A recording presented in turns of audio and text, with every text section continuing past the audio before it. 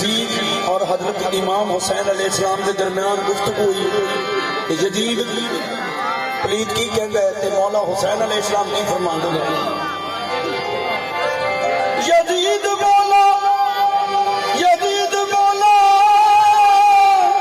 Yazid बोला, मैं जबर हूँ, जबर करता हूँ।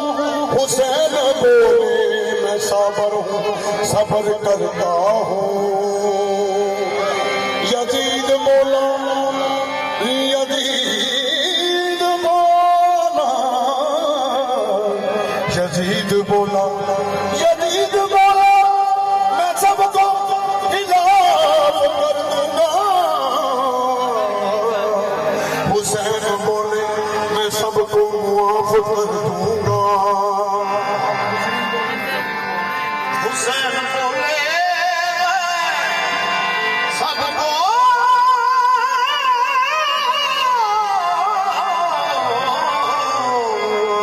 कर दूंगा। यजीद बोला, तेरी कौन सुनने वाला है? हुसैन बोले, मेरे साथ कमली वाला है। ला इलाहा तो पढ़ लिया, अब ले मजा चीन का। ला इलाहा की तह के नीचे खून है शब्बीर का। ला इलाहा के पढ़ने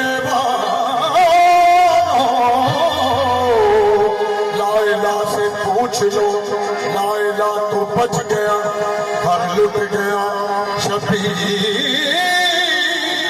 का।